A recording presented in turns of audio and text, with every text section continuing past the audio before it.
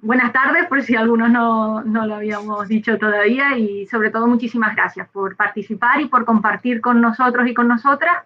una jornada más de este seminario que, como saben, lleva por título Ética y Política, ensayos indisciplinados para repensar la filosofía, que son organizados por el Grupo de Investigación Repensar la Filosofía y con la colaboración de la Cátedra Cultural Javier Mugueza. Saben por la semana pasada que el objetivo de estos seminarios es presentar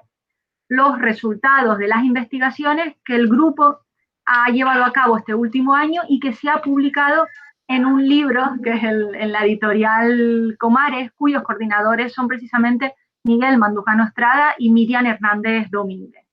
La idea es hoy presentar dos nuevos capítulos y, si les parece, podemos organizar la sesión como la semana pasada. Comenzar con una exposición, luego con la segunda y luego al final vamos al turno de palabras. También, como Miguel la semana pasada apuntó, si quieren pueden poner sus preguntas también en el chat o luego de viva voz, y yo creo que podemos organizarlo de la misma forma. Los dos capítulos del libro que van a ser hoy presentados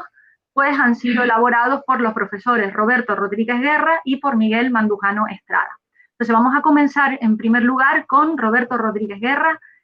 Como probablemente todos y todas saben, él es profesor titular de Filosofía Moral y de Filosofía Política en la Universidad de La Laguna, y sus principales líneas de investigación se han centrado en el análisis de los diversos modelos ideopolíticos, en la constelación de problemas que rodean a las cuestiones de la participación política y de la ciudadanía, y también en los retos éticos y los retos políticos que presentan el pluralismo. En la actualidad, su actividad investigadora se centra en la teoría y la historia de la democracia y también en el estudio de los sistemas de partido. Su capítulo en el libro, y por lo tanto el título de la conferencia que va a compartir hoy con nosotros, es Liberalismo clásico y democracia, del gobierno representativo a la democracia liberal, repensar la democracia. Pues Roberto, cuando quieras. Vale, buenas tardes a todos. En fin, gracias al grupo y en especial a Miriam y a Miguel por haberme invitado a participar en estas jornadas y también en el propio libro inicialmente, ¿no? Y en ese sentido, pues nada, lo que voy a hacer es en síntesis exponer algunas de las ideas básicas que están presentes en el texto. Bien, en primer lugar, esto, como comentaba Chaxi, pues forma parte de este texto, ¿no? De un trabajo que hace algunos años, un proyecto que de alguna forma vengo desarrollando hace algunos años en torno a repensar la democracia, o si quieren ustedes, la reflexión sobre la democracia en sus distintos orígenes, transformaciones, así como sus distintos modelos teóricos y expresiones prácticas, ¿no? O histórico-prácticas, ¿no? Y en este caso, más concretamente, se dirige a esta parte, digamos, del trabajo o del proyecto de investigación sobre la democracia hacia algunas cuestiones relacionadas con la idea de la crítica y la crisis de la razón representativa, ¿no? Y en ese sentido, pues forma parte de algunos otros trabajos que, pues, en fin, he publicado previamente, tanto sobre Locke como sobre Hume, o también sobre las críticas de la democracia, de algunas teorías de la democracia ya contemporáneas, como la crítica de las concesiones procedimentales de la democracia o las crisis de la democracia liberal, en fin, y otros trabajos, ¿no? En este caso, digamos que el problema es, o se limita básicamente a una cuestión que surgió leyendo algunos de los textos sobre los procesos de democratización, ¿no? Y que a partir de algunas lecturas de esos textos, pues me sugirieron un problema que a mí me parecía relativamente significativo e importante poner de relieve, ¿no? La idea básica es que en esas lecturas, pues tanto de Bryce como de Weber o de Kelsen y otros autores, ¿no? Pues se partía de una tesis que era que la idea de democracia, el concepto de democracia, solo hacia finales del XIX y principios del XX, comienza a utilizarse en sentido positivo, ¿no? James Bryce, por ejemplo, en esa obra de 1920, Modern Democracies, ¿no? Señala textualmente que la palabra democracia era hacia esa época, hacia los inicios del siglo XX, pues una palabra de elogio, de encomio, ¿no? Y que era bien aceptada por parte de los teóricos y de la propia población en sentido general. Pero que, sin embargo, 50 años antes, es decir, 70 años antes, perdón, en torno a 1950, la noción de democracia despertaba antipatía y, de hecho, era asociada con la idea de una mala forma de gobierno, ¿no? Esa tesis también, en algún que otro trabajo de Robert Palmer o de Pierre Rosanvallon, se ve ratificada. Rosanvallon, por ejemplo, lo que sostiene es que solo a mediados del 19 el término o la idea de democracia comienza a ser utilizado en sentido positivo. Sin embargo, esos otros trabajos previos que de alguna forma y esas otras lecturas que había hecho sobre las formas de gobierno en el mundo moderno, pues me remitían a la idea de que a inicios del mundo moderno, con algunas excepciones realmente interesantes e importantes, como podía ser con todos sus límites, pues el caso de Spinoza o el caso de Rousseau o el caso ya entrado ya al siglo XVIII, bien entrado el siglo XVIII, como el caso de los republicanos franceses, ¿no? O de los revolucionarios franceses, ¿no? Pues sin embargo, en buena parte del pensamiento teórico moderno, de inicios de la modernidad y hasta entrado mediados del siglo XIX, no solo se defendían formas de gobierno que se consideraban opuestas a la democracia, sino que al mismo tiempo se utilizaban otros términos para dar cuenta de aquellas formas de gobierno que se consideraban deseables y implantables, incluso teóricas, no solo defendibles teóricamente, sino implantables en la práctica, en los distintos estados, ¿no? Claro, eso me llevó a pensar qué es lo que ha pasado. ¿Qué es lo que ha pasado con la idea de democracia? O si quieren ustedes, ¿qué es lo que ha ocurrido entre los inicios de la primera revolución moderna, la revolución inglesa de 1640 a 1660, que luego termina en la revolución gloriosa de 1688, y todo el conjunto de aportes teóricos que en torno a esos, digamos, procesos están ocurriendo y que en última instancia consideran a la democracia como una mala forma de gobierno y quieren defender otras formas de gobierno, pero lo hacen con otros términos distintos que el propio término o concepto de democracia. ¿Qué ha pasado entonces desde esos mediados y fines del siglo XVII hacia mediados del siglo XIX, en que ya comienza a utilizarse el término de democracia en sentido positivo, como antes les decía, ¿no? Bien, ese cambio de actitud, ese cambio de connotación y de sentido que tiene la propia noción de democracia es muy importante a mi modo de ver, ¿no? Tiene una honda significación normativa y al mismo tiempo tiene un conjunto de repercusiones políticas y sociales realmente importantes. Ese cambio puede, de alguna forma, explicarse por una diversidad de procesos, ¿no? Y entre ellos, pues cabe mencionar algunos de los que ya he comentado, desde la importancia de la tradición republicana hasta las transformaciones, el desarrollo de las consecuencias profundas que tuvieron las 4 grandes revoluciones modernas. Me refiero básicamente a la Reforma Protestante, el tránsito del feudalismo al capitalismo, las 3 reformas o revoluciones políticas, la inglesa que acabo de comentar, pero también la norteamericana y también la francesa, y por último, no menos importante, también todo el proceso de la Ilustración del siglo XVIII, etc., ¿no? Hay ahí un conjunto de fenómenos y de transformaciones sociales que aluden a la posibilidad de explicar de alguna forma algunas de las razones de este cambio. Sin embargo, el término aceptado hacia mediados del XIX y principios del siglo XX para aludir a las formas de gobierno deseables era el de democracia representativa. Y ese término está sin duda asociado en buena medida a la tradición liberal. Por eso, lo que me ha preocupado en este trabajo, al margen de que podamos reconocer que hay otros procesos y transformaciones sociales que pueden explicar ese cambio de actitud, digo que lo que me ha preocupado en este trabajo es el papel del liberalismo clásico en esa transformación de la idea de democracia o en esa aceptación definitiva de la idea de democracia y, en última instancia, algunas de las variantes de las formas de gobierno que defiende ese liberalismo clásico. Aquí, para entendernos rápidamente, voy a entender por liberalismo clásico aquel que se desarrolla entre mediados del siglo XVII y mediados del siglo XIX, o si quieren ustedes, finales del siglo XIX, ¿no? Lo interpreto no en un sentido literal, sino en un sentido más o menos amplio, ¿no? Este problema de plantear la perspectiva y la interpretación de la democracia desde el liberalismo plantea o vuelve a plantear un viejo problema, el problema de la posible compatibilidad o posible combinación entre el liberalismo como sistema de pensamiento político, ideológico, con un liberalismo político y un liberalismo económico, y al mismo tiempo la democracia, ¿no? No es cuestión de detenernos mucho en qué entiendo por liberalismo y qué entiendo por democracia. En el texto he cogido dos expresiones de Norberto Bobbio, un teórico más que reputado del liberalismo y de la democracia,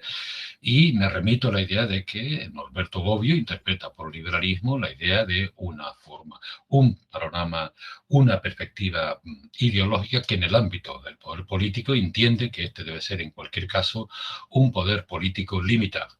Y por democracia, pues la idea del gobierno de la mayor parte. Cualquiera de estas dos, digamos, interpretaciones del liberalismo o acepciones, perdón, del liberalismo de la democracia podría ser, sin lugar a dudas, discutida y comentada, pero no es el objeto del trabajo y por eso me remito a estas dos nociones generales, ¿no? Bien, entonces, si el liberalismo es un poder político limitado y la democracia es la idea de una forma de gobierno en la que la mayor parte es la que toma las decisiones, se da el problema de cómo, en última instancia, combinar ese liberalismo como poder limitado y ese gobierno de la mayor parte, ¿no? La idea que defiende toda la tradición liberal es, básicamente, del liberalismo clásico, me refiero, es básicamente la idea de que la posible combinación entre liberalismo y democracia solo puede darse a partir de un gobierno representativo, a partir de la idea o el artificio de la representación política. Bien, pero una cuestión importante, o dos cuestiones importantes, es una, buena parte de ese primer liberalismo entiende que esa nueva forma de gobierno es un gobierno representativo, en el sentido de que, como veremos ahora seguidamente, se opone a la democracia, es distinto de la democracia, ¿no? Pero la segunda cuestión, pero ese liberalismo, primer liberalismo, entiende a su vez que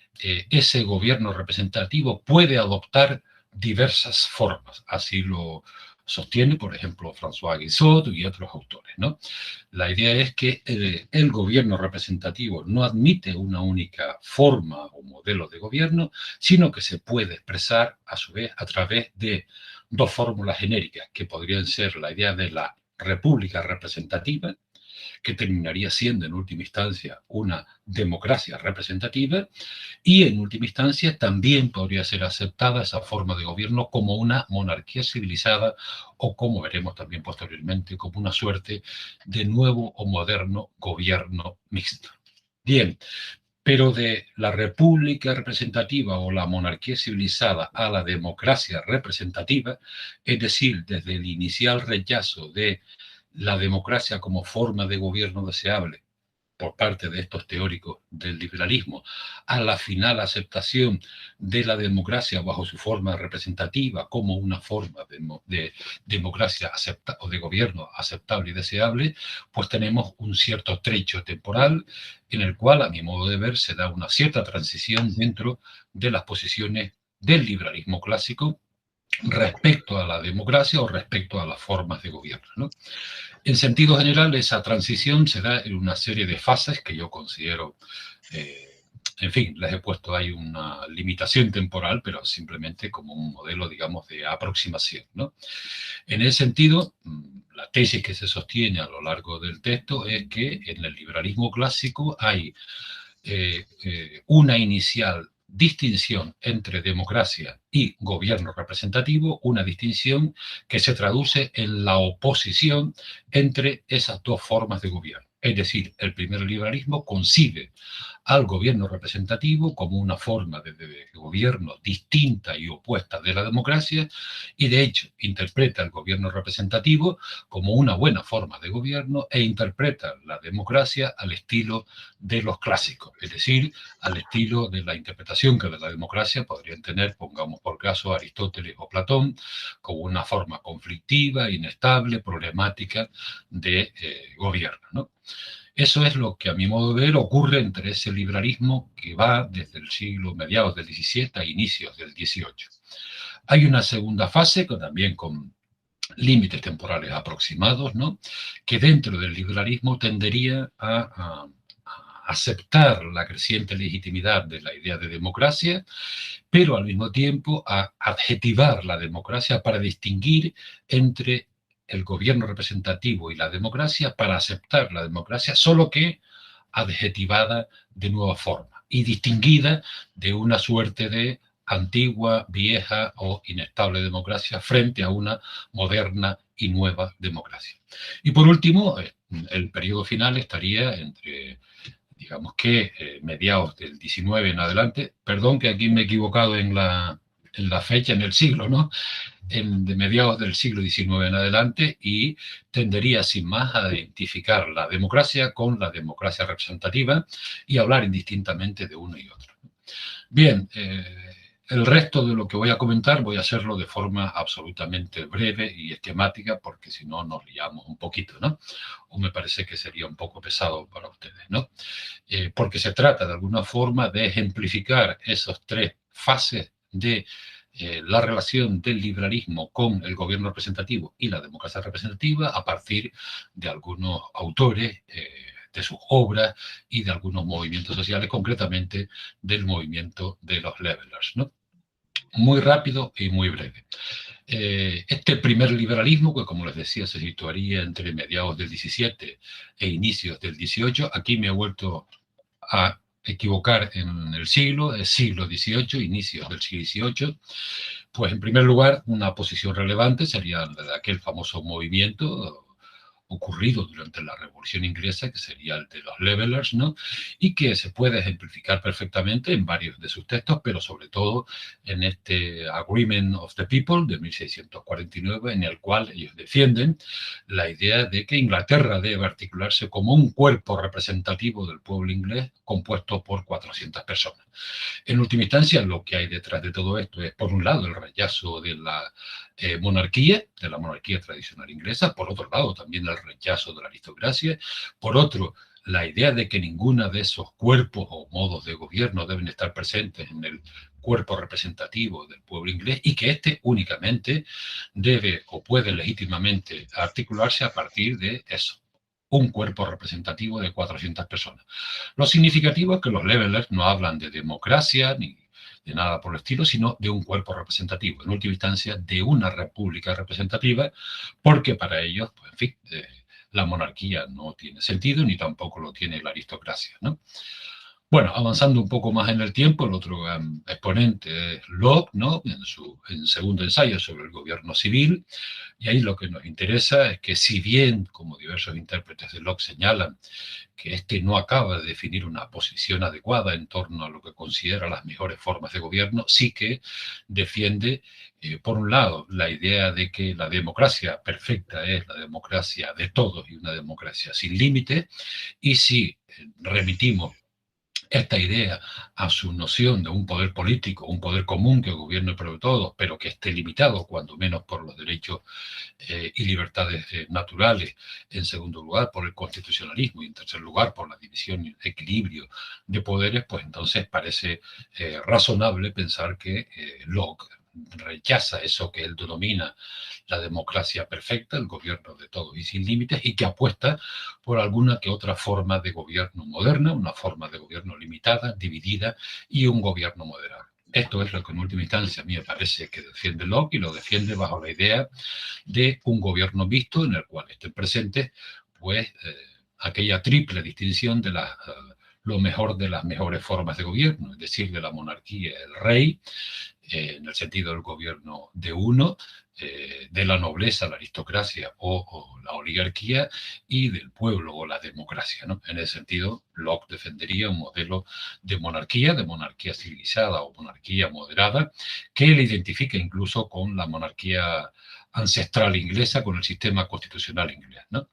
Lo mismo podemos decir de Hume, sobre todo en sus ensayos morales y políticos, ¿no? Que redacta a partir de mediados del siglo XVIII, escribe a partir de mediados del siglo XVIII, y en el que él defiende la necesidad de gobiernos libres y gobiernos de leyes, o en última instancia, de evitar el poder despótico, el poder tiránico, y de apostar por formas de gobierno mediante la ley, con sujeción a la ley o conforme a las leyes. Sería una versión de la idea del gobierno del imperio de la ley y no del gobierno de los hombres, porque eso sería un gobierno despótico, ¿no? Pero Hume tiene la característica de defender tanto o prioritariamente, de nuevo, la idea de una monarquía civilizada en la que esté presente también la aristocracia, la monarquía y el pueblo o la Cámara representativa, de nuevo el modelo inglés, ¿no? Con la Cámara de los Lores, la Cámara de los Comunes y la presencia de la monarquía a través de la figura del rey, ¿no? Pues lo defiende, aunque también Hume, en su ensayo sobre Perfect Commonwealth, ¿no? Defienden también la posibilidad de una república que tendría amplias repercusiones, pongamos por caso, incluso en los federalistas americanos y en la articulación de la revolución norteamericana, pero también defienden en este caso un modelo republicano, o la posibilidad de articular Inglaterra como una república, pero sería en todo caso una república de carácter, a mi modo de ver, aristocrático, representativa y aristocrática, ¿no? Y en todo caso, lo que sí que está enormemente claro en Hume es la idea del rechazo de la democracia por ser un gobierno que no solo atenta contra la propiedad, que genera caos, disenso, etcétera, etcétera, ¿no? En ese sentido, Hume sigue la estela de los clásicos, del pensamiento clásico, en su crítica a la democracia como una forma de gobierno no deseable en las condiciones modernas y en el régimen moderno, ¿no? Bien, de todo lo que acabo de comentar, pues yo creo que se desprende con cierta claridad que para estos autores, ¿no? Del primer liberalismo, la democracia, no voy a repetirlo, pero es una forma de gobierno propio de las repúblicas antiguas y nada acorde con los tiempos modernos, ¿no? Pero también que para estos autores el gobierno representativo por el que apuestan puede adquirir la forma de la república representativa o de la monarquía moderna civilizada, pero en todo caso no lo consideran nunca como una forma de gobierno. Bien, andando el tiempo, pasamos a una segunda fase de este segundo liberalismo clásico, ¿no? En el que, como les decía, pues ya comienza a reflexionarse, se sugiere o surge una importante reflexión sobre el sentido y el significado de la idea de democracia, probablemente sugerida por la creciente legitimidad que esta misma noción o idea de democracia iba adquiriendo. Recuérdense, sin ir más lejos, la Revolución Francesa y el papel de los revolucionarios republicanos franceses, ¿no? Y en ese sentido, lo que hace este liberalismo es comenzar, a partir de su constante idea de un poder limitado, pero un poder representativo, y de la separación entre el ámbito del poder político y el poder económico, entre el ámbito en sentido genérico del Estado y la sociedad civil, como el ámbito de la libertad individual, de la economía-mercado, pues comienza de alguna forma a reflexionar este liberalismo sobre la idea de democracia, pero tratando de establecer algunas distinciones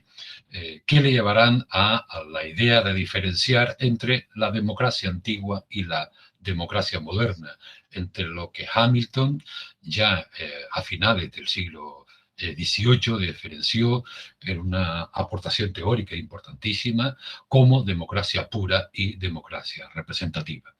La tesis de Hamilton o de Danielson o de Sieyès o de Bentham y de estos otros autores que ahí les cito, básicamente se remite a que, vale, podemos aceptar la democracia como una forma de gobierno más o menos deseable, pero podemos aceptarla siempre y cuando esa idea de democracia se diferencia nítidamente de la democracia pura, de la democracia falsa, de la democracia vieja, de la democracia antigua en última instancia. Es decir, de la idea de democracia como gobierno del pueblo o como gobierno directo del pueblo. Ahora, la nueva democracia, la moderna democracia, la verdadera democracia será una democracia representativa. Y en el sentido, la idea fundamental de todo este liberalismo es que esa nueva forma de democracia, esa democracia moderna, será en última instancia una forma de democracia que respete los principios fundamentales de la nueva sociedad liberal, de la economía de mercado, o en última instancia la idea de la libertad individual en sentido negativo, de la propiedad, etcétera, etcétera, ¿no? Y sobre todo este liberalismo, el segundo liberalismo de mediados del 18 y principios del 19, pues considera que esa nueva forma de gobierno representativo, que sería la democracia moderna o verdadera, pues está ligada también a otras consecuencias, de forma a otras ideas, otras tesis, de forma que no será nunca ni siquiera el gobierno del pueblo, sino en todo caso el gobierno, en última instancia, del hombre libre, propietario, blanco, educado y en ocasiones incluso hasta cristiano. Quiero decir con ello que cuando algunos de estos teóricos, e incluso los anteriores del primer liberalismo, piensan en la forma de representación política, en los procesos de elección de representantes y quién es el sujeto que tiene derecho a elegir y a ser elegido, están pensando básicamente en el varón, y eso supone la exclusión de las mujeres, en el hombre libre, y eso supone la exclusión de esclavos, pongamos por caso, en el hombre propietario, y eso supone la exclusión de aquellos que no tienen propiedad o riqueza, en el hombre blanco, y eso supone la exclusión de otras personas pertenecientes a otras etnias distintas de la blanca. Me estoy refiriendo, pongamos por caso, a los negros o a las comunidades nativoamericanas, etcétera, etcétera, como algunos de los ejemplos más significativos. E incluso también a alguna que otra característica de educación y cultura que llegará incluso hasta autores posteriores. Pero en cualquier caso, la idea de democracia es aceptada y comienza a ser utilizada ahora en un sentido positivo, pero siempre y cuando sea adjetivada y sea redefinida en el sentido que les he comentado, ¿no? Bien, un tercer momento de este liberalismo, y voy terminando ya de forma rápida, es el representado por aquel liberalismo de ya mediados del siglo XIX y que, a mi parecer, podría estar clarísimamente expresado por las tesis de Tocqueville, la democracia en América, o por Stuart Mill en sus consideraciones sobre el gobierno representativo, ¿no? El primero, desde luego, es muy significativo el uso que hace del concepto en el propio título de la obra. También lo había hecho Guizot, también, ¿no? De la democracia en Francia, como por caso, ¿no? Pero Tocqueville es uno de los autores más representativos de esta posición, ¿no?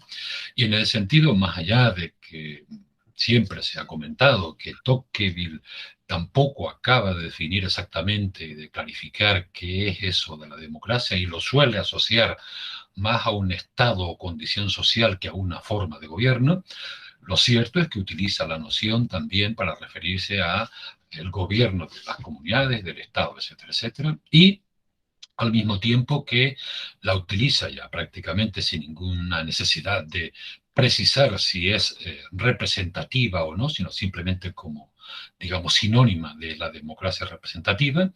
y apuesta también por frente a la idea del temor de una democracia con determinados vicios legada al pueblo y a la masa, por la necesidad de que los sectores intelectuales y élites políticas pues la purifiquen y reglamenten, la someten a crítica para convertirla en una democracia verdadera, que para él es una forma de gobierno representativa sin la menor duda, ¿no? Y por último, digamos que Stuart Mill, tanto en sus ensayos sobre la libertad o cuanto en su texto sobre del gobierno representativo, pues pese a que el título de la obra sea del gobierno representativo o un representative government, ¿no? La verdad es que en el interior del texto de la obra, pues Stuart Mill utiliza el concepto de democracia como sinónimo de democracia representativa y como sinónimo de gobierno representativo, ¿no? Los usa indistintamente. En todo caso, hay una parte de esta obra en la que Stuart Mill vuelve a diferenciar entre la falsa y la verdadera democracia. Pero cuando Stuart Mill utiliza aquí la noción de falsa democracia, no está aludiendo exactamente a la democracia en el sentido clásico, sino que está sometiendo a crítica aquello que él consideraba el peligro de la democracia o de la forma de gobierno moderna, que era el peligro de la legislación de clase y el peligro del gobierno de la opinión de la mayoría, el gobierno de la mayoría o lo que él denominó también la tiranía de la mayoría, ¿no?